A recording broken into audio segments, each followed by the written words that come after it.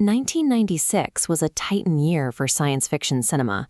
Films like Independence Day and Star Trek First Contact left massive cultural footprints, completely dominating the conversation and the box office. The sheer gravity of those massive productions created a theatrical vacuum. If a smaller-scale science fiction film tried to secure screen time and marketing space, it immediately struggled to compete for attention. 3 highly distinct movies fell straight into that void: Barb Wire, The Arrival, and Mars Attacks. They flopped financially, took a beating from critics, and were considered dead on arrival. Yet 30 years later, a specific generation of fans knows these movies by heart and can quote them line for line. If they failed all traditional Hollywood metrics of success, we must look at how they survived. Barb Wire attempted to bring a dark indie comic book superhero to the screen. It was rewarded with a 28% Rotten Tomatoes score, total financial failure, and multiple Razzie nominations, including Worst New Star for Pamela Anderson. The Arrival suffered financially by competing on the same weekend as the summer blockbusters. Audiences looked at their options and saved their ticket money for massive explosions rather than watching a slow, methodical thriller. Over at Warner Bros., executives realized Mars Attacks was on a collision course with Independence Day. They scrambled to move their release calendar to December to avoid the blast radius, but the film still failed to recoup its own advertising expenses. By the end of 1996, industry consensus dictated that all 3 of these films should have been completely erased from pop culture. Instead, they became beloved, enduring touchstones for 90s kids. The theatrical box office is highly efficient at measuring one very specific thing: a film's ability to survive a crowded multiplex on opening weekend. It is completely blind to a film's ability to locate a dedicated, individual audience over time. The movies found a completely different survival mechanism: the VHS tape. The booming home video market bypassed the opening weekend, establishing a new media ecosystem. The mechanics of consumption changed. Audiences were no longer paying to watch a movie once in a loud public space. They were taking a physical object home for low-stakes, repetitive viewing. The Arrival capitalized on this perfectly. Unlike the high-octane disaster sequences playing in cinemas, it offered a smart, low-key thriller where human paranoia was the real driving force. A quiet story about a lone researcher uncovering a government cover-up works better when sitting isolated in a dark living room late at night. The VHS format was a crucial environmental shift.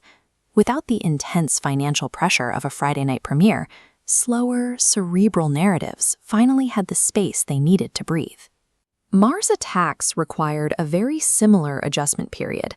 Tim Burton directed an absurdist, satirical comedy that thoroughly confused general audiences who bought tickets expecting a heroic, straightforward alien invasion.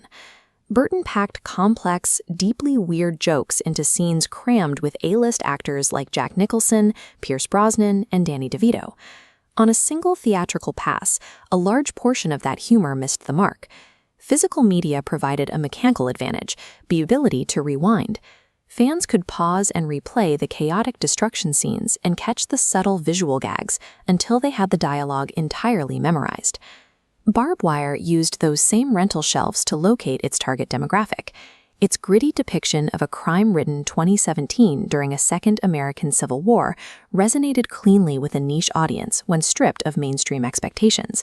Pamela Anderson was already a massive television star on Baywatch.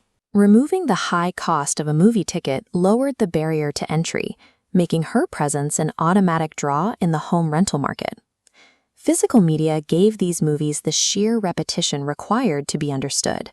Initial audience confusion faded away, and bizarre pacing and weird aesthetics became the exact reasons fans loved them. This chart shows a theatrical release's revenue curve. It measures temporary hype, generating a massive vertical spike on opening weekend before plummeting. The home video wave cycle measures long-term discovery. The curve builds slowly over years of rentals, eventually overtaking that initial spike entirely. Multiplex viewers passively consume whatever is on the screen for 2 hours and leave. Home video requires the viewer to actively select the tape, physically push it into the VCR, and choose to rewind it. Independence Day undeniably won the summer of 1996. But Barb Wire, The Arrival, and Mars Attacks found a way to win the decade by migrating to the living room. The mechanical act of holding a tape, rewinding it, and sitting with a flawed, eccentric story created a deep personal connection. It turned discarded theatrical releases into heavily memorized, personal artifacts of the physical media era. Subscribe to Beyond the Credits for documentaries uncovering the hidden history, science, and legacy behind Hollywood's greatest movies, where movies meet the stars.